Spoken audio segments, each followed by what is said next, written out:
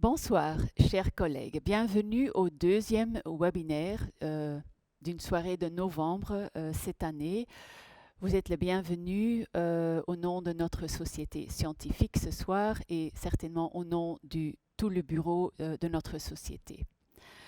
Het doet me bijzonder veel plezier dat vanavond meer dan 200 dermatologen, maar ook verpleegkundigen, assistenten zich ingeschreven hebben voor deze boeiende avond rond uitdagende casussen in psoriasis. Jullie kennen het platform al een beetje, maak er gebruik van om vragen te stellen. Aussi s'il y a des problèmes techniques avec le plateforme, vous pouvez toujours le faire savoir à notre team technique. Dus vanavond is het onderwerp Real Life with Beta-Pso, a selection of challenging cases. En ik heb hier links en rechts van mij sprekers Pierre-Dominique Guillain en Reinhard Speekaert. Ik zal ze straks volledig inleiden. Elke spreker zal in zijn eigen moedertaal spreken en u kunt natuurlijk ook uw vragen absoluut in uw eigen moedertaal gaan stellen. Avec les deux orateurs et vos questions et commentaires, je suis sûre que la prochaine heure sera une expérience d'apprentissage fascinante.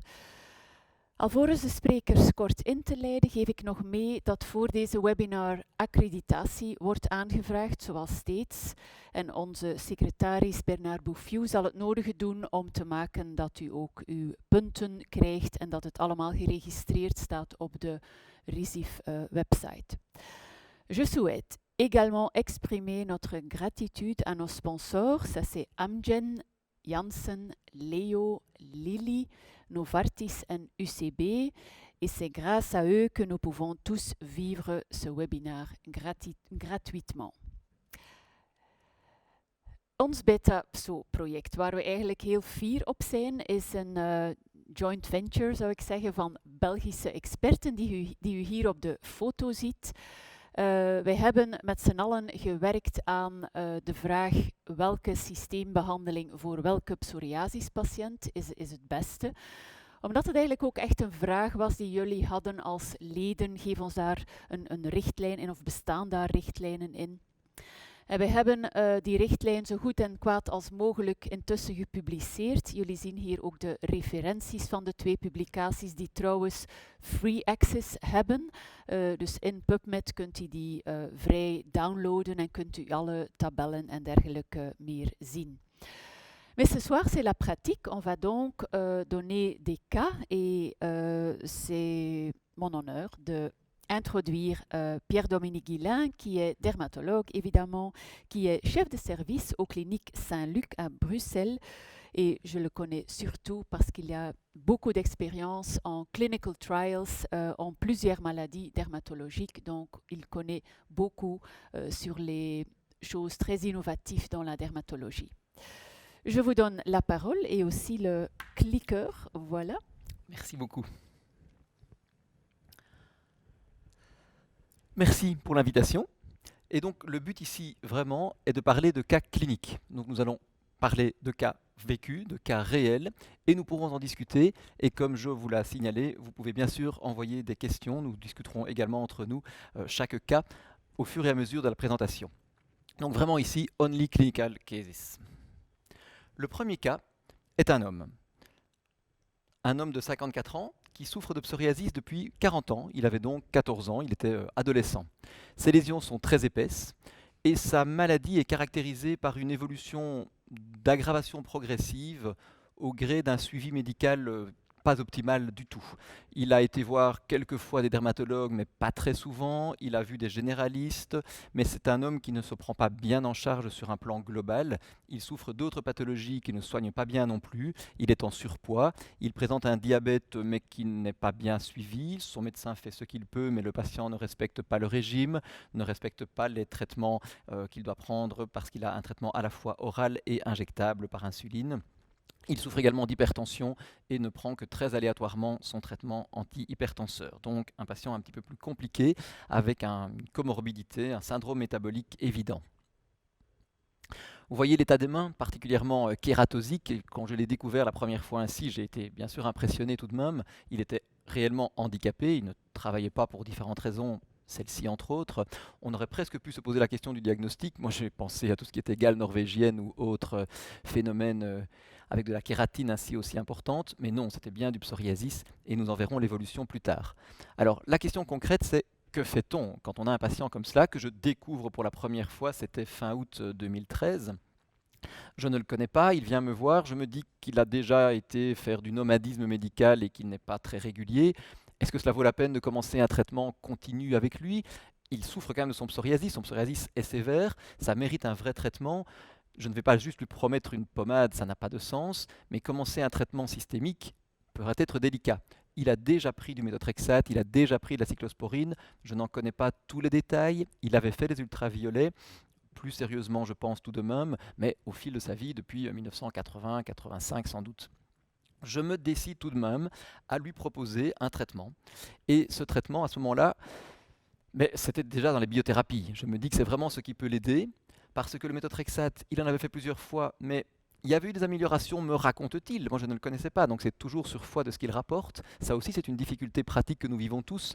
Que faut-il faire d'un traitement qui nous dit avoir fait certains traitements? Faut-il systématiquement demander une preuve des traitements antérieurs auprès de ses dermatologues précédents? Comment voulez-vous dans un cas comme celui-ci? C'est impossible.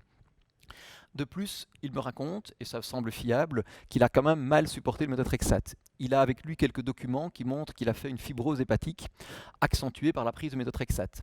Les ultraviolets, il en a fait l'une ou l'autre fois avec une amélioration partielle. Il a pris également de la citrétine. La cyclosporine, je n'ai pas réussi à lui faire dire de manière formelle s'il en avait pris, mais de toute façon, je me suis dit que ce n'était pas une bonne option dans son cas. Mauvaise compliance, vous l'avez déjà compris, et tout de même une vraie altération de la qualité de vie. Que peut-on faire encore une fois? Les biothérapies, oui, mais je me dis, il faut quand même assurer un suivi vraiment sérieux. Il ne faut pas qu'il fasse n'importe quoi. C'est gaspiller des hypothèses de travail, c'est faire supporter un coût important par la société. Il faut que ce soit vraiment justifié. Et donc je me dis, j'ai là maintenant une proposition qui m'est faite avec un essai clinique, avec le tildrakizumab, qui était un anti-IL-23. C'est maintenant commercialisé depuis quelques mois sous le nom Ilumetri, mais là je l'avais en phase 3, donc c'était fin août 2013. Alors c'était un peu un pari évidemment de proposer un essai clinique à ce patient, mais je l'avais fait pour me dire au moins je vais un petit peu dans le meilleur sens du terme, coincer. Je vais un petit peu pouvoir le suivre d'une manière plus rapprochée. Je le verrai au départ tous les mois. Alors c'est contraignant, est-ce qu'il va le suivre? En même temps, ce sont des traitements qui sont offerts dans son cas. Ça pouvait être une motivation car, vous l'aurez compris aussi, d'un point de vue social, il n'était pas très aisé. Donc c'était une option à prendre. J'en ai discuté avec lui. Et il semblait, il n'est pas du tout idiot, hein, certainement pas, et il semblait vraiment motivé, donc je lui ai fait confiance et je me suis dit, allons-y, proposons-lui ce traitement, ça me paraît justifié. Screening le 2 septembre 2013 et première injection un mois plus tard, le 1er octobre. Le traitement a été continu depuis lors, ce qui me donne maintenant un recul, une expérience de 7 ans, puisque c'était il y a 7 ans et 2 mois. Les injections, ça vous le savez, pour l'Ilumetri, pour donner le nom commercial, c'est le premier jour, un mois plus tard, et puis toutes les 12 semaines, comme l'ustekinumab que nous connaissons sous le nom de Stelara. Dans son cas, lui, dans cette étude, il a reçu 200 mg. Et je le revois. D'abord, première question évidemment, comment supporte-t-il le traitement? Il était mon premier patient dans cette étude. Je n'avais donc encore aucune expérience personnelle. Je pouvais juste lire ce qui avait été décrit dans les phases 2. Pas de réaction locale au point d'injection, pas de signes, pas de symptômes d'effets secondaires systémiques ou locaux par ailleurs, pas de changement significatif dans les examens sanguins et pas de changement à l'électrocardiogramme que je devais faire chaque fois, comme c'est toujours requis de manière systématique dans les essais cliniques. Et d'un point de vue clinique de psoriasis cette fois-ci, 10 semaines après la deuxième injection, voici ce qui reste. Un peu dans le conduit auditif, un peu c'est vrai sur le genou gauche, mais rappelez-vous comment il était. Et puis ici, les mains déjà spectaculairement différentes, bien entendu, ce qui était extrêmement encourageant pour lui, qui était donc très reconnaissant et très satisfait du résultat, et extrêmement encourageant pour moi, pour les prescripteurs, à l'idée par exemple de proposer le même traitement à d'autres patients. 7 ans de suivi, c'était évidemment très intéressant et ça me motivait dès le départ parce que souvent dans nos études cliniques, on a un suivi de quelques semaines dans le pire des cas, de quelques mois dans certains cas, jusqu'à 1 an quand même maintenant pour les phases 3, mais c'est rarement beaucoup plus. Il y a quelquefois des études de prolongation, mais pas systématiquement. Donc partir avec une idée initiale de 5 ans, prolongée ensuite à 7 ans, était vraiment très motivant. D'autant plus qu'ici, la réponse, vous l'avez vu, a été spectaculaire, mais n'a pas été complète. Pendant les 2 premières années, il avait encore des petites poussées, des petites plaques et même quelquefois une petite dégradation. Alors, quels sont les facteurs? C'est la vie du patient, c'est son psoriasis qui évoluait, nous allons le voir avec le graphique suivant, mais ça veut dire aussi que le traitement n'était pas totalement efficace au démarrage. De plus, à la fin de son traitement de 7 ans, on arrivait aux doses commercial, puisque ce qui est remboursé, c'est le 100 mg, alors que vous l'avez vu dans l'étude, il recevait au départ du 200 mg. 100 mg une fois toutes les 12 semaines, c'est la dose remboursée depuis juin en Belgique. Eh bien, sa réponse a persisté malgré la diminution de dose. Schéma qui avait été refait ici par Tom, je lui avais fourni les données pour le PASI. Le PASI qui était d'environ 23 au départ, 17,8 après 5 semaines, ça se réduit, 4,5, ça réaugmente, ça se réduit, ça atteint presque 0 après 9 mois, et puis ça réaugmente un petit peu, pour ensuite fluctuer encore un peu et se stabiliser à 0 après environ 2 ans. Et depuis lors, il reste à 0 avec de temps en temps une petite plaque, c'est vrai. Donc je n'ai pas mis la diapositive suivante, il y a de temps en temps un petit peu, mais vraiment très peu, et c'est stabilisé depuis lors, alors que je peux en témoigner, le suivi de son diabète et de son hypertension ne sont toujours pas optimaux. Alors quels sont les messages? Quels sont les messages que je vais retirer de ce cas?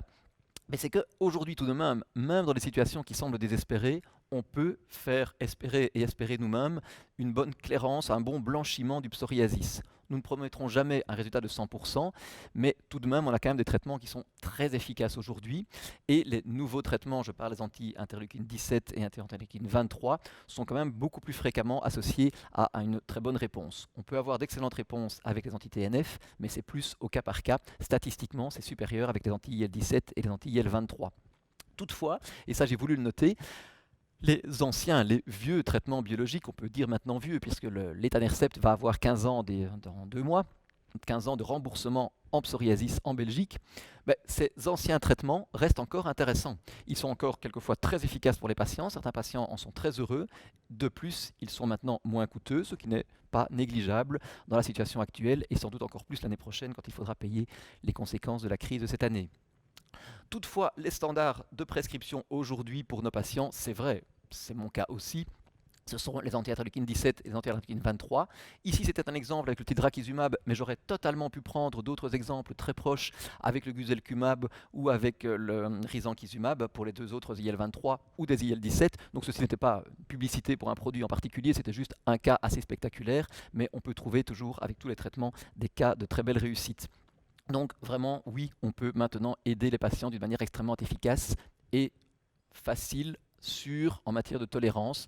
On a des signaux tout à fait rassurants par rapport à la situation actuelle, par rapport au risque en cas de virémie, de pandémie virale.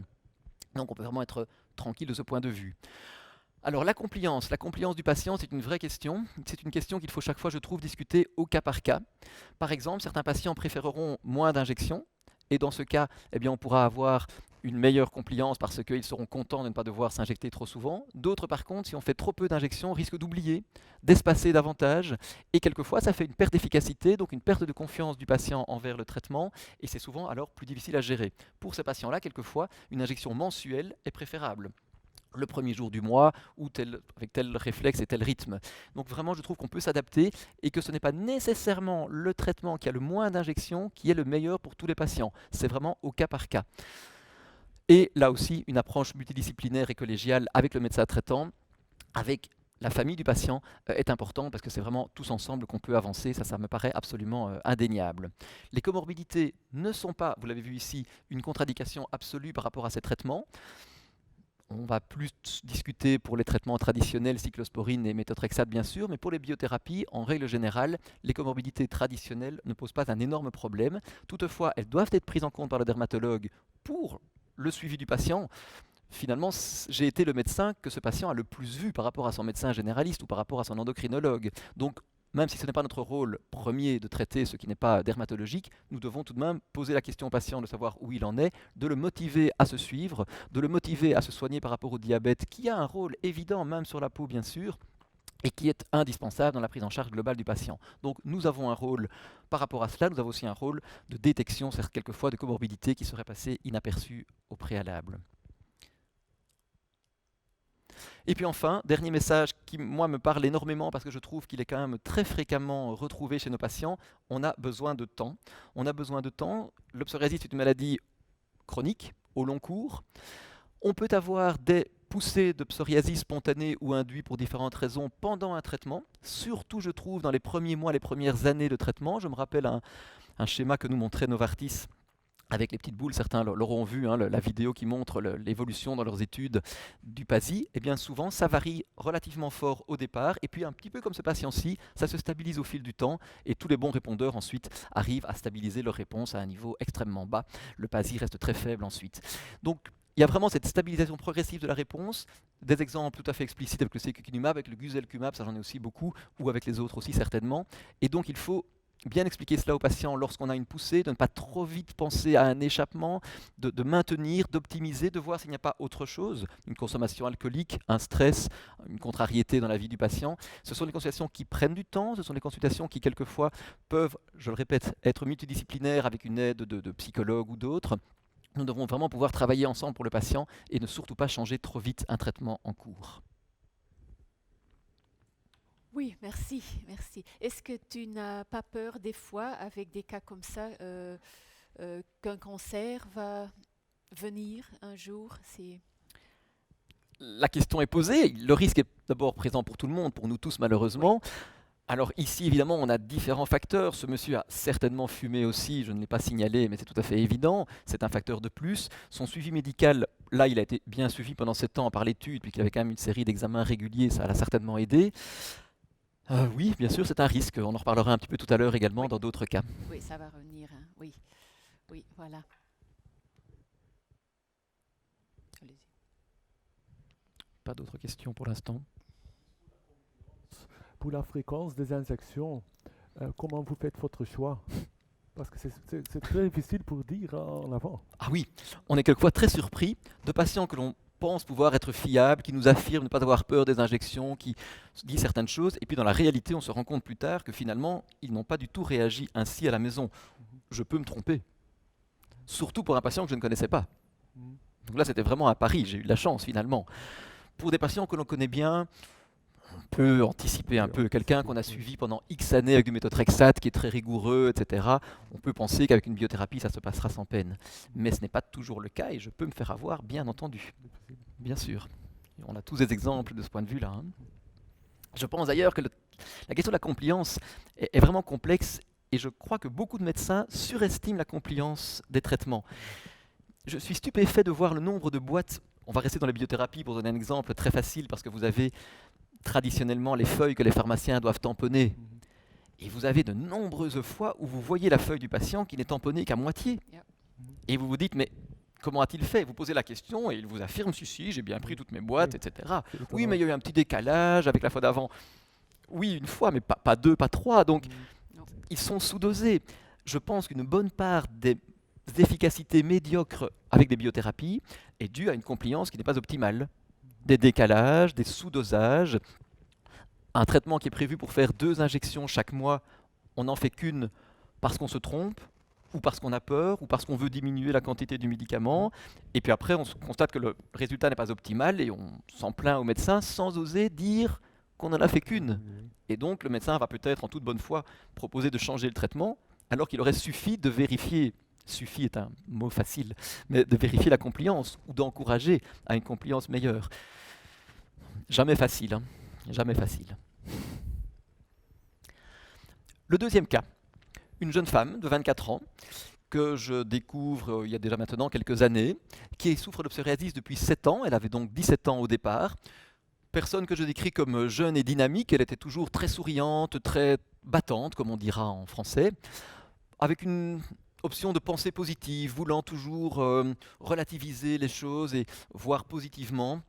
Elle veut donc banaliser son psoriasis, elle le considère comme finalement un problème externe qui ne lui nuit pas trop. Alors c'est peut-être un affichage, c'est peut-être excessif de sa part de dire cela, quand on le dit très souvent, peut-être que cela cache une certaine souffrance tout de même, mais voilà, en discutant avec elle progressivement, en lui donnant différents traitements traditionnels, hein, cyclosporine, méthotrexate et ultraviolet pendant quelques temps, elle me dit bien qu'elle n'est pas tellement demandeuse de traitements systémiques toute l'année. Elle se contente de traitements topiques qui lui permettent de tenir le coup pendant les périodes d'automne et d'hiver.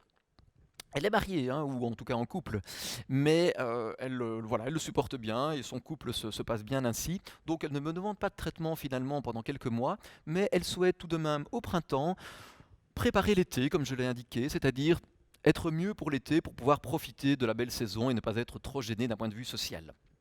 Elle n'est pas non plus à tenir un discours alarmiste envers les traitements, elle n'est pas tellement apeurée, craintive devant les traitements, elle n'est pas spécialement pour la phytothérapie ou des traitements par médecine parallèle, mais elle a un discours quand même de se dire moins de médicaments c'est mieux, réduire les coûts de la société c'est quand même une attitude civique, et donc voilà, elle réfléchit à sa maladie, elle réfléchit à sa prise en charge.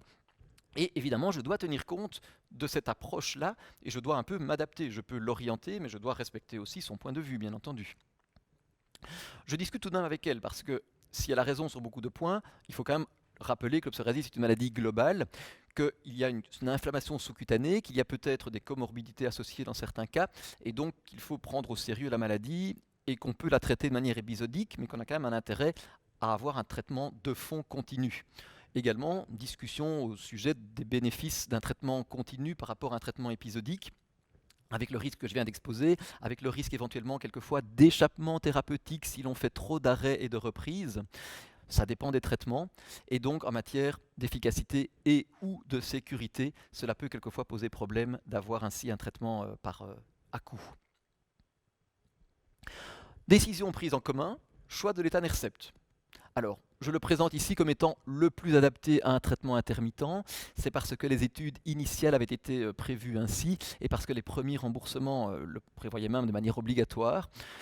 Je dis tout de même qu'il n'y a pas ou qu'il y a peu de données scientifiques réelles à ce sujet. En tout cas, il n'y a pas de comparaison, donc ce n'est pas absolu que c'est le choix à poser uniquement dans ces cas-là, mais c'était quand même quelque chose qui a été présenté longtemps ainsi et que je partage en partie. Donc vraiment, je me suis dit, c'est un bon choix pour elle, parce que je peux le faire pendant quelques mois, je vais l'aider vraiment. Et en effet, elle en est très contente. Elle le fait 3 à 5 mois par an, elle l'a fait plusieurs années, tolérance de 100%, aucune difficulté, et le DLQI qui était d'environ 10, donc pas horriblement élevé avant traitement, rechute entre 0 et 2 après le traitement, alors que pourtant son PASI reste relativement élevé. 14 avant traitement, 6 après traitement, on est donc dans les règles de 50% d'amélioration, je peux respecter tous les règlements légaux de l'administration, mais pourtant je suis à combien? Je suis à 55-60% d'amélioration, donc c'est aujourd'hui considéré médiocre, mais la qualité de vie par contre était parfaite et ça correspondait vraiment à l'attente du patient.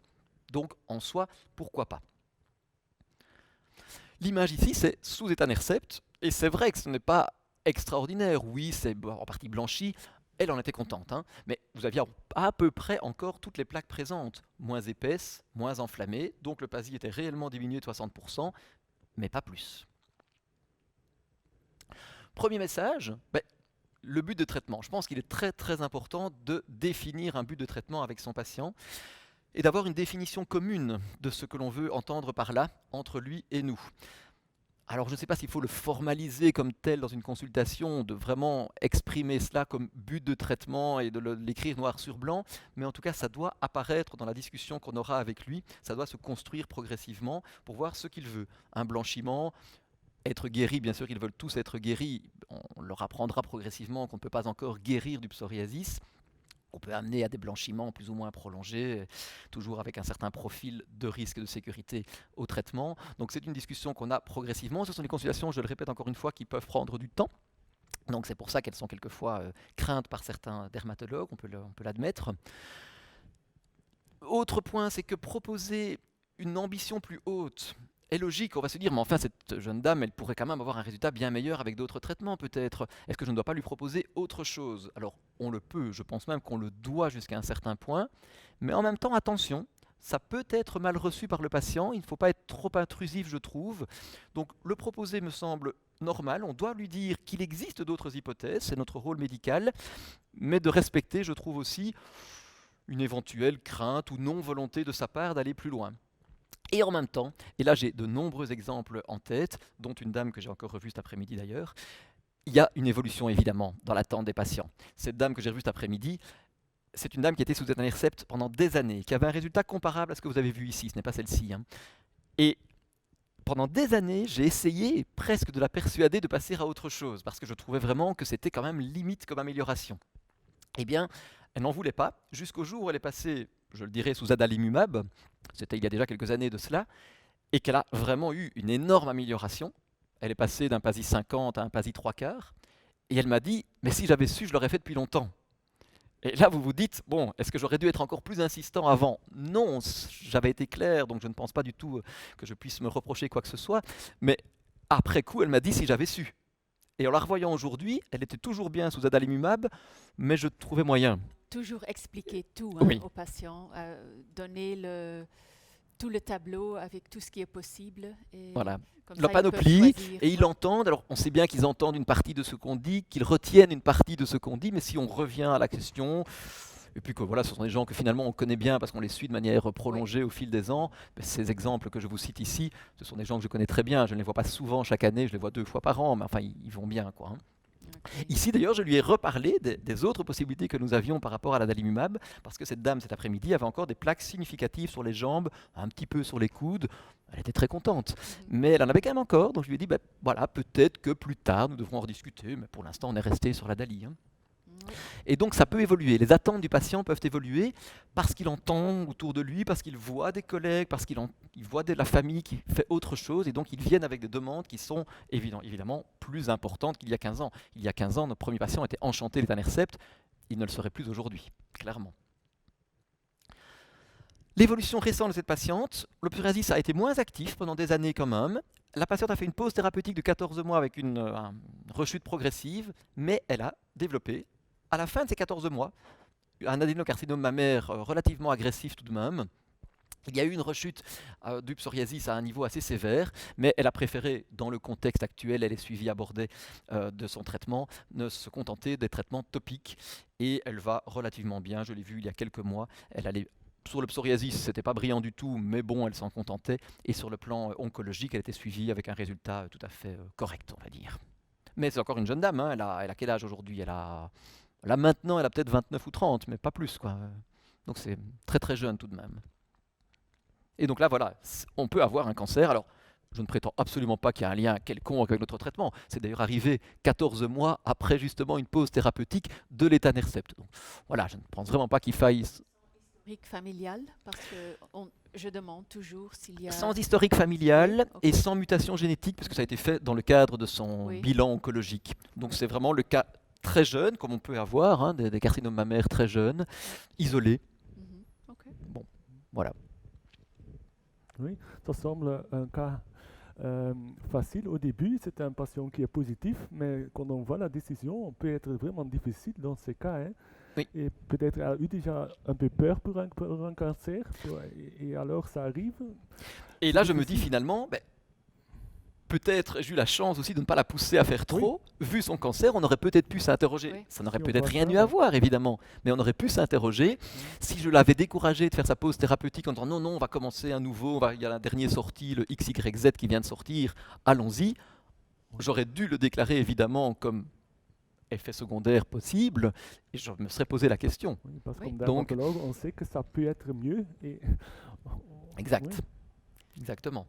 Donc voilà, un cas. Bon, c'est sans doute ici un accident. Je ne prétends rien d'autre du tout, bien entendu, mais prudence, et voilà, une jeune femme tout de même, ce n'est pas anodin. Vu le temps, encore un cas. Un cas et vous, puis j'arrête. Oui, Voilà. c'est... Oui, 44, pardon. Troisième cas, en fait, ce sera juste quelques mots. Alors, je vais juste dire quelques mots concernant justement les cancers. Hein. C'était la question de tout à l'heure. Oui. On a toujours dit d'être prudent par principe avec les biothérapies, mais en fait également avec les traitements conventionnels, bien entendu. Et quand je dis également, c'est peut-être même plus avec certains d'entre eux. La cyclosporine, dans les cas de tout ce qui est voilà, le leucémie, lymphome, c'est quand même particulièrement très très très délicat, bien entendu. Et donc, on doit être prudent par principe. Spécialement pour tout ce qui est cancer à long risque, donc avec des réveils tardifs, des métastases d'apparition tardive, mélanome, cancer mammaire, les hématologiques, bien entendu aussi. En même temps, la question de qualité de vie est fondamentale, et de plus en plus, c'est spectaculaire depuis quelques années maintenant, Le psoriasis est reconnu comme ayant un impact très lourd pour la vie des patients et les oncologues en tiennent compte. Alors ils en tiennent compte évidemment pour les patients qui sont considérés en palliatif, parce que là on comprend bien que la qualité de vie l'emporte, mais même dans certains cas, lorsque la situation oncologique a été stabilisée, j'ai de nombreux oncologues aujourd'hui qui me donnent le feu vert pour une série de biothérapies. Alors c'est toujours l'objet d'une discussion collégiale de manière indispensable. Je ne prendrai jamais la responsabilité de mon côté d'autoriser un patient à prendre ou à recommencer une biothérapie sans avoir l'avis de l'oncologue et son accord. Mais la plupart des oncologues sont maintenant d'opinion qu'il faut tenir compte de ce psoriasis et que ce n'est pas seulement une maladie externe, superficielle. Oh, vous savez, qu'est-ce que c'est que votre psoriasis par rapport à votre cancer? Voilà, vous êtes en rémission de votre cancer, supportez votre psoriasis. On l'a entendu, cette phrase, on l'entend de moins en moins aujourd'hui. Ça, c'est vraiment une évolution que je trouve spectaculaire et qui n'est pas propre à la dermatologie. Je pense que les oncologues tiennent compte de toute une série d'éléments qui ne sont pas directement cancéreux. Donc c'est une décision avec le patient, la famille, l'oncologue, le dermatologue et bien entendu encore le médecin traitant. C'est une fois de plus une consultation un peu plus compliquée, un peu plus difficile, mais qui est très très importante, bien sûr. Quelques cas, juste comme ça, sans image clinique. Un homme avec un mélanome malin d'il y a 18 ans, d'accord, c'était il y a longtemps. Une tumeur de Merkel, tout de même, mais d'il y a 24 ans, donc déjà 2 cancers différents. Et je peux rajouter qu'il avait fait des petites lésions cutanées superficielles moins graves, mais tout de même. Pendant des années, j'ai évité, parce que c'était encore l'époque où on voulait vraiment ne pas le faire du tout, de commencer une biothérapie, mais le patient était extrêmement demandeur. J'ai donc commencé d'abord par l'étanercept, c'était la hiérarchie traditionnelle de l'époque. Et puis finalement, en 2013, il est passé sous infliximab, le Remicade, donc en perfusion. Et là, depuis 7 ans, ça se passe pour l'instant très bien. Il a son suivi oncologique et tout se passe sans souci. Un cas, attention, ne fait pas une règle, hein, c'est un cas.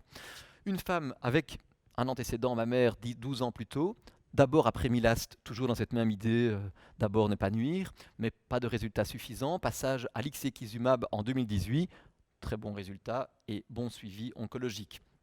Un homme avec un adénocarcinome colique, alors ça c'est même en cas de différence, la même étude que tout à l'heure avec le tildrakizumab, un cancer colique découvert pendant l'étude, on arrête quand même le traitement bien entendu, il a sa chirurgie, quelques complications chirurgicales, etc.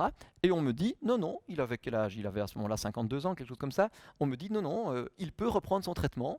Et cela m'a été dit tant par l'oncologue ici à Bruxelles que par les sponsors et que par les médecins de l'étude. Ça, j'en étais vraiment très surpris. J'étais persuadé qu'il serait écarté de l'étude à coup sûr. Pas du tout. Ils ont pris la responsabilité de dire, on peut y aller. Donc, certainement qu'ils ne vont pas nous donner un blanc-seing pour continuer les yeux fermés dans tous ces cas-là. Mais là, ce cas présent, il a pu le faire. Et puis finalement, j'ai, je pense, une quinzaine de patients comme ça, avec différents types, hein, aussi bien des spinocellulaires, des néoplasies intracervicales, etc., avec différents types de traitements XC, CQ et autres, et qui pour l'instant se passent bien. Maintenant, toujours, ce n'est que des cas individuels, et je dis bien que cela reste non recommandé, bien entendu. Hein. Mon message ne sera certainement pas d'y aller les yeux fermés, bien au contraire. Par principe, je vais essayer même d'éviter. Je vais tenter de, non pas décourager le patient, mais de ralentir le moment où il faudrait vraiment faire ça. Mais si ça se présente, j'en discute avec l'oncologue, et éventuellement, la décision peut être prise. Ja, ik denk dat dat echt een geval per geval bekijken. De ethische kant komt zeker erbij kijken. Maar als we naar registries kijken, is het geheel eerder geruststellend. Wil niet zeggen dat je natuurlijk soms wel een geval hebt. Ik zou zeker bang zijn bij lymfoom bijvoorbeeld. De recommencer quand une personne a eu un lymphome, j'ai peur. Mélanome non plus. Oui, c'est ça. Oui, et ça, c'est les 3 qu'on aime le moins. Oui, c'est ça. J'ai mis le produit. Goed, ik heb de tweede spreker nog niet geïntroduceerd. Ik heb links van mij Reinhard Speekaert, dermatoloog en onderzoeker aan Universiteit Gent, dienst dermatologie. Hij focust op huidimmunologie en brengt heel graag nieuwe kennis op een heel behapbare manier tot bij jullie. Ik geef hem graag het woord. Voilà. Dank je wel.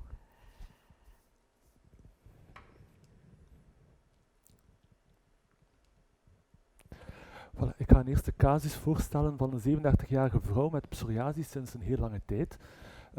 Eerst had ze methotrexaat gekregen, wat gestopt werd omwille van stemmingswisselingen.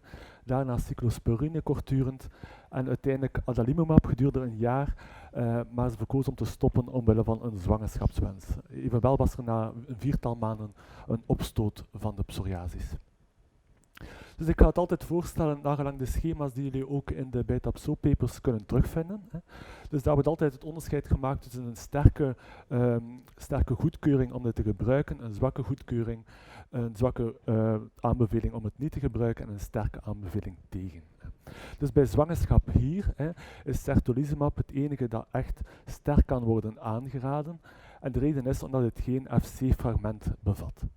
Dus om dat eens te tonen, de antilichamen gaan normaal gezien circuleren en dan via endocytose worden opgenomen in de placenta. En dan binnen aan de FC-receptor in de placenta en dan worden losgelaten in de circulatie van het kind. Nu, als we de verschillende anti-TNF-antilichamen op een rijtje zetten, dan zien we dat de meeste antilichamen zo'n FC-fragment hebben. Dus zowel infliximab als adalimumab. Etanercept heeft het ook, maar heeft al een andere structuur. En uiteindelijk certolizumab is het enige antilichaam dat zo geen FC-fragment heeft en dan ook nagenoeg niet in de circulatie van het kind kan terechtkomen. En dit proces gebeurt vooral tijdens het 3e trimester. Dat is de reden waarom bepaalde biologicals in die periode worden afgeraden. Dus certolizumab hier eerste lijn, gevolgd door adalimumab, etanercept, ustekinumab en secukinumab, die allen liever niet worden aangeraden in de 3e trimester. De volgende in de rij is cyclosporine, waarbij het advies is om de voordelen tegen de nadelen af te wegen, wat altijd natuurlijk een moeilijke zaak is bij zwangerschap. Want er zijn wel degelijk verhoogde graden van prematuriteit en laag geboortegewicht beschreven, hoewel cyclosporine in het algemeen niet als een belangrijk teratogeen wordt beschouwd. Belangrijk is natuurlijk degene waarbij dat het echt niet mag gebruikt worden. En ik denk dat ik over acitretine en methotrexaat geen uitleg moet geven. Uiteraard moeten die sterk vermeden worden. Fumaraten en apremilast worden ook niet aangeraden, omwille dat in diermodellen toch een verhoogd risico werd aangetoond en ook in het druglabel een contra-indicatie staat vermeld voor zwangerschap. En natuurlijk voor een aantal biologicals hebben we nog onvoldoende data om daar duidelijk uitspraken over te doen. Maar op het eerste zicht lijken daar ook geen belangrijke gevaren mee verbonden. Nu, die patiënt was dus gestart met certolizumab, met initieel een heel goed resultaat, maar in verloop van de tijd kwam er toch opnieuw een psoriasisopstoot, met nu ook inflammatoire lage rugpijn en drukpijn op het sternum. Nu, als we de MRI-beeldjes zien, is toch duidelijk dat daar een botudeem was, zowel iliacaal als sacraal links. Nu, deze patiënt werd dan verder uitgewerkt. Eerst, ja, de vraag is natuurlijk, is dat toch zeker geen lymfoom, waar het PET-CT-onderzoek geruststellend was. En uiteindelijk de reumatoloog de diagnose stelde van axiale spondyloartritis, waarvoor dan een behandeling werd gegeven met NSAID's en paracetamol. Nu, certolizumab over het algemeen gaat het ook wel goed reageren op axiale spondyloartritis, maar in dit geval was er dus zowel een opstoot als een nieuw ontstaan van die axiale spondyloartritis. Dus op dit moment is er enkel een lokale behandeling, omdat de patiënt eigenlijk verkiest om nu niet te herstarten met een biological voor risico op bijwerkingen. En dat het ook iets is dat we de keuze van de patiënt daar ook in moeten respecteren. Zeker als er al zo'n bijwerking is opgetreden, om dan inderdaad de keuze te maken van oké, in dit geval gaan we nu enkel lokaal verder behandelen.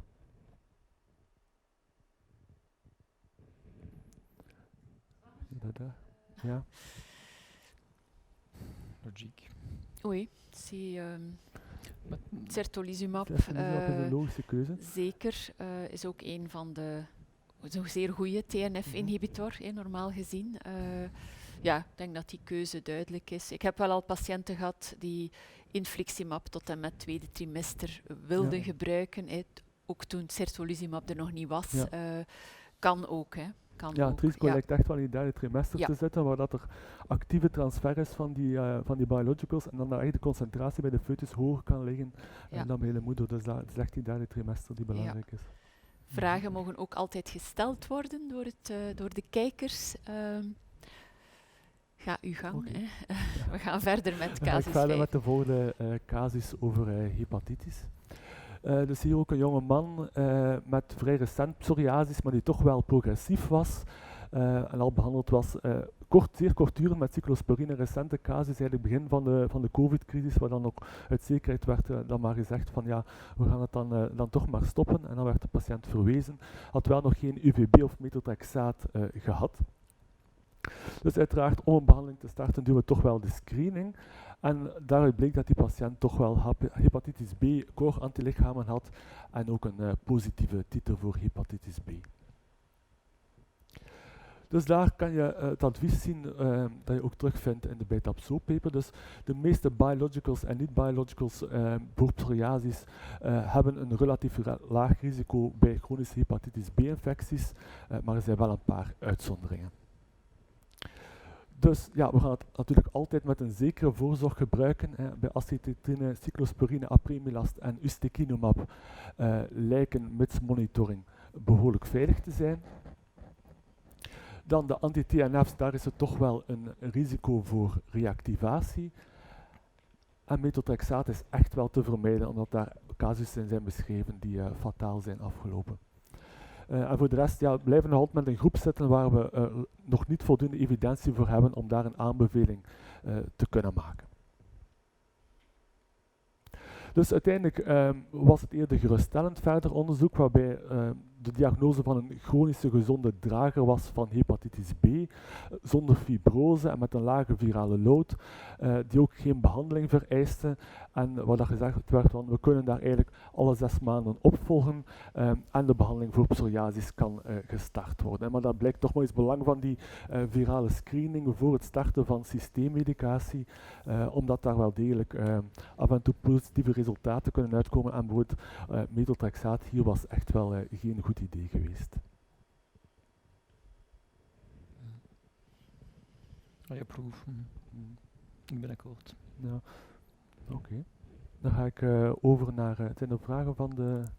Nee, van het voorlopig thuisfront? niet. Voorlopig Nee. niet? Die Oké. actieve hepatitis B is dan eerst behandeld, uiteraard. Ja. Met, tuurlijk, ja. ja. En tijdens de behandeling anti-hepatitis B kun je dan eigenlijk ook Ja. al Ja. de biological starten, of de behandeling starten. Inderdaad. Dan een volgende casus over auto-immuniteit. Dus hier een patiënt die al lang psoriasis had, eerst PUVA had gehad met relatief weinig beterschap, methotrexaat met initieel een goed resultaat, maar dan toch verlies van efficiëntie en cyclosporine omwille van bijwerkingen gestopt. Dan etanercept 1,5 jaar gekregen, maar dan een opstoot van de psoriasis gehad.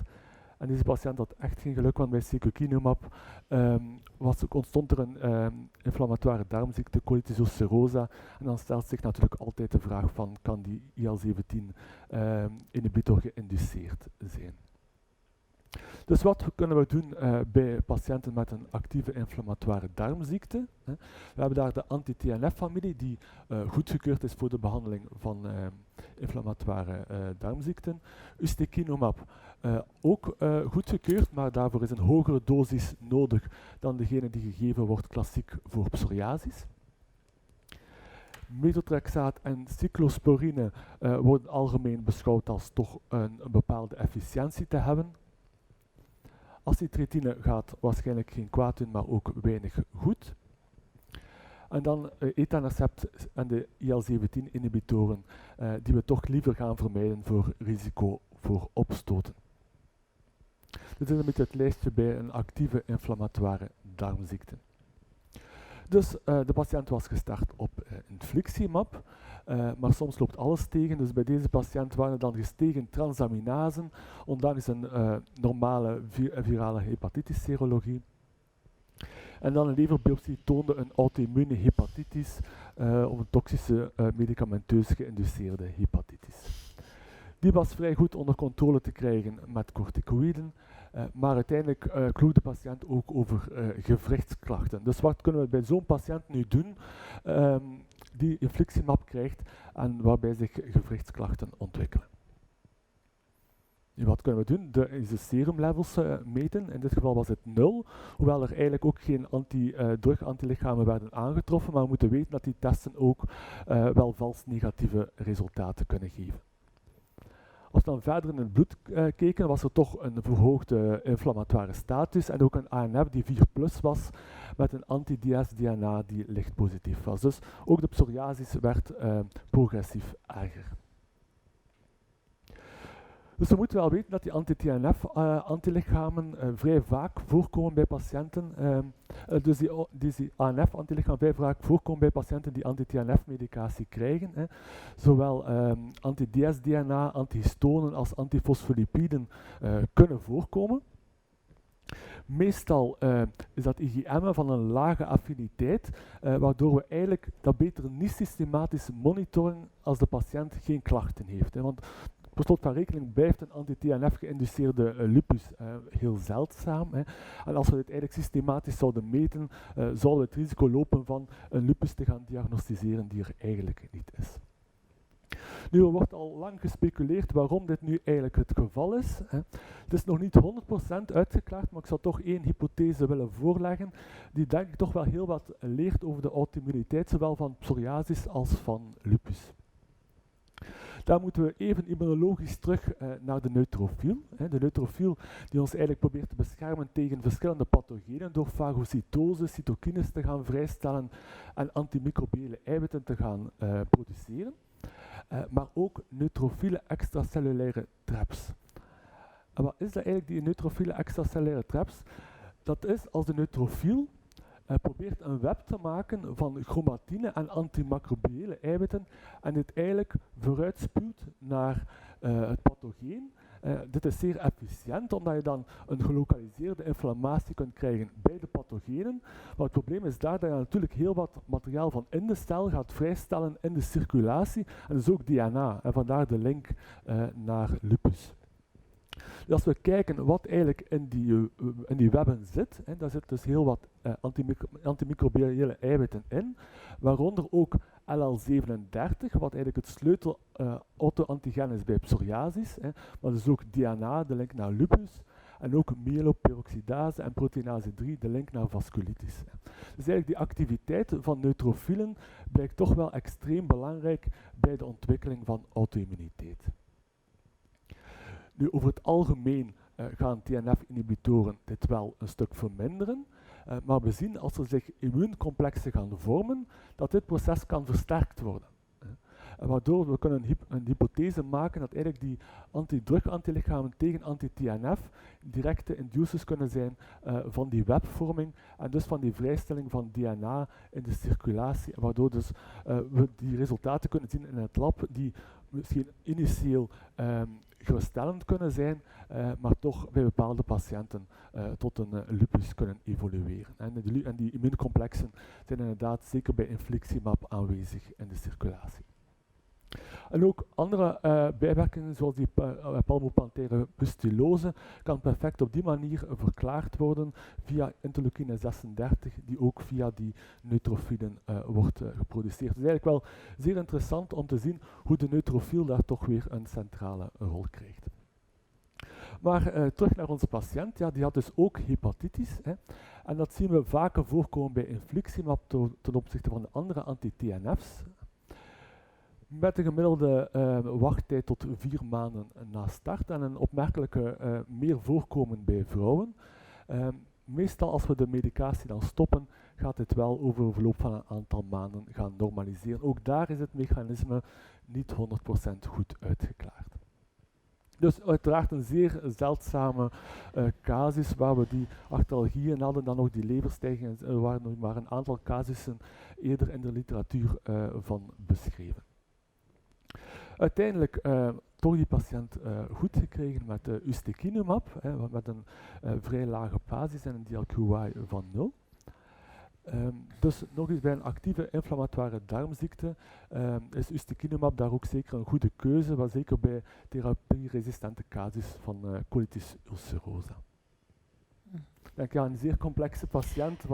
Ja, maar een echte casus, het is geen verzonnen casus. Ja, ik denk dat die man een enorme immuunvoorbeschiktheid had om rare dingen te doen. l'importance de faire une prise de sang et de Ik heb Bon, 4 y penser. patiënten met lupus. Ah ja, voilà. Ja, ja, ja. Mhm. Ja, 2 met infliximab en 2 met adalimumab. Mhm. ja.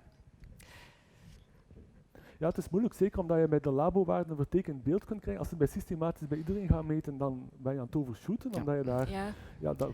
vaak positieve Ja. waarden gaat vinden die geen betekenis hebben. En dan toch Mhm. natuurlijk zijn er wel... En de situaties. kunst ook van niet te denken, ik moet hier meer van die biological geven, want de klachten verergeren. Nee, het is net door de biological, dus je moet hem eigenlijk stoppen. Hè. Voordat je dat herkent, Absoluut. kan het een tijdje duren. Hè. Ja. Mooi. Vragen? Nee. Nog nog geen een- vragen? Nee, nee, nee. Het is laat op de avond, Ja, maar we zo hebben kunnen we. nog zeker meer dan 150 kijkers. Dus Heel goed. Dan nog een jonge vrouw die ook al een tijdje psoriasis had, met een zwangerschapswens. Ook een voorgeschiedenis van een cervix carcinoom graad 1. Start van sertolizumab, we hebben al uitgelegd waarom dat een goede keuze is.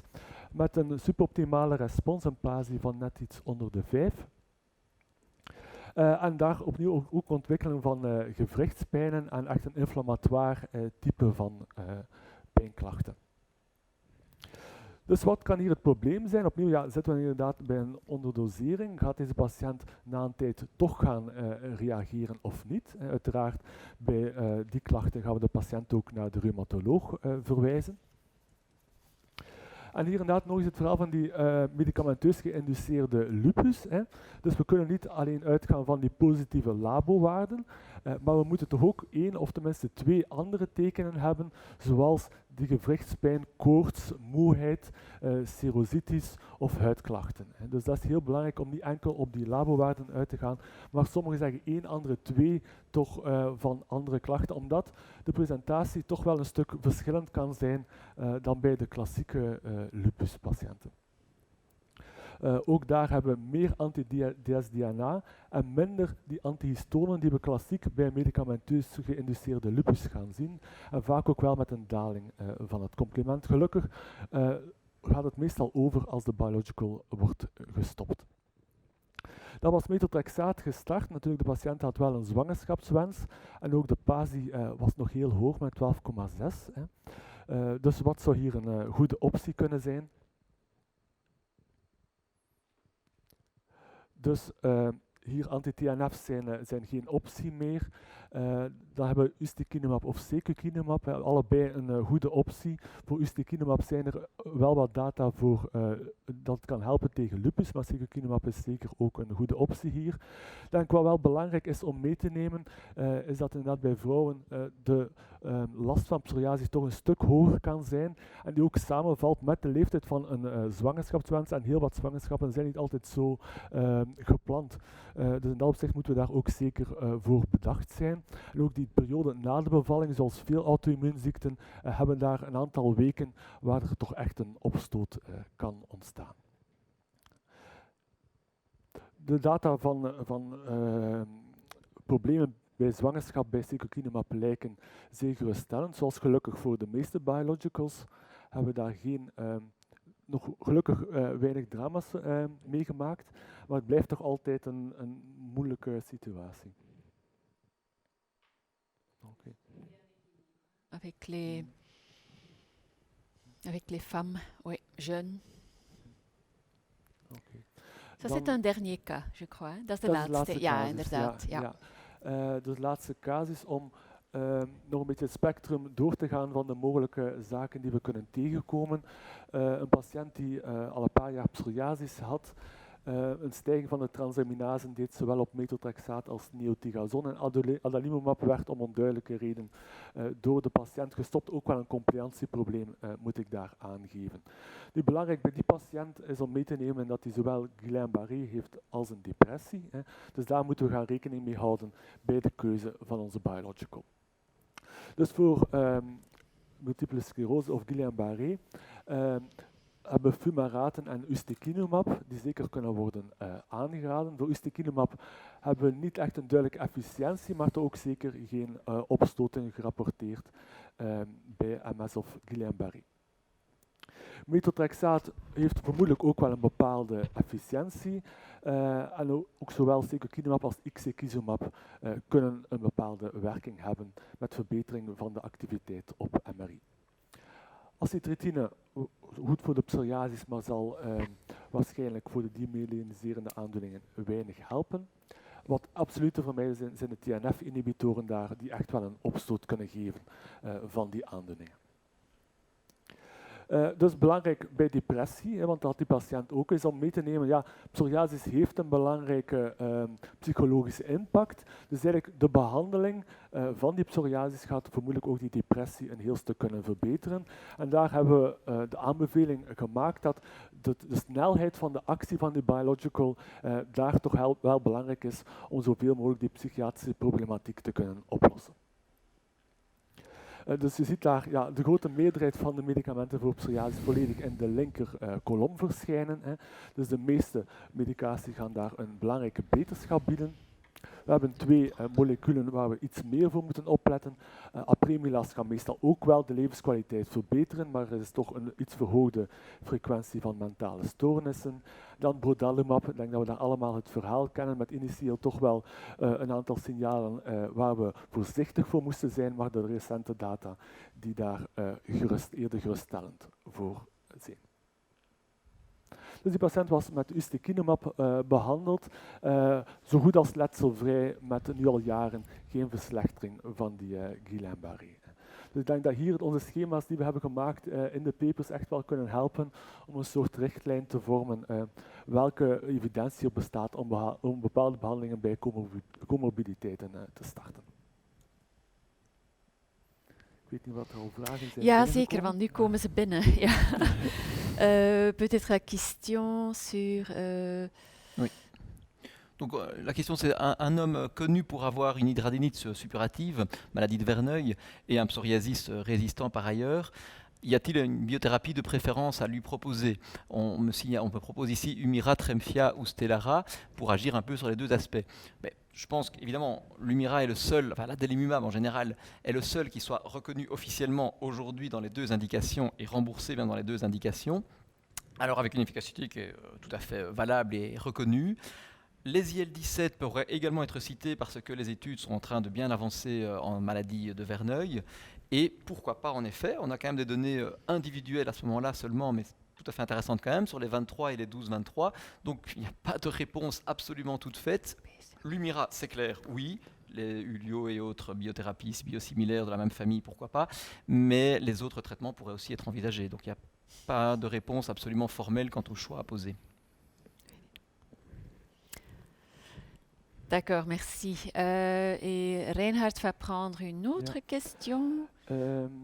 Dus hier is een vraag naar een patiënt van 40 jaar met een alopecia totalis, een episode van uveitis en een diffuse rash na opstart van secukinumab voor een spondyloarthropathie.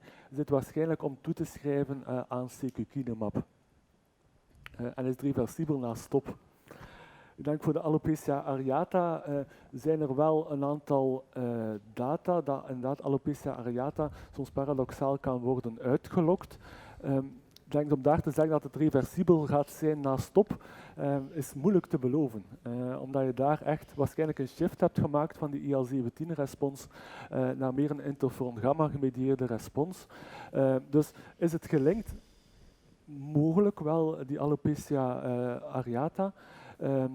En die uveitis, ja, het is zeker mogelijk omdat je daar echt een immunologische shift gaat krijgen. Gaat stoppen, ja, ik zou daar inderdaad zeker adviseren om te stoppen bij die patiënt. Reversibel, moeilijk in te schatten. Er staat ook nog een vraag om eventueel te screenen voor start op anti-DS-DNA. Dat kan inderdaad wel zeer nuttig zijn om op voorhand te starten met die screening al te doen, omdat je daar wel dat dan weet van... Als dat je dan een startpunt hebt, de ANF bij absoluut. aanvang steeds bepalen. Ja. Ja, effectief. Ja.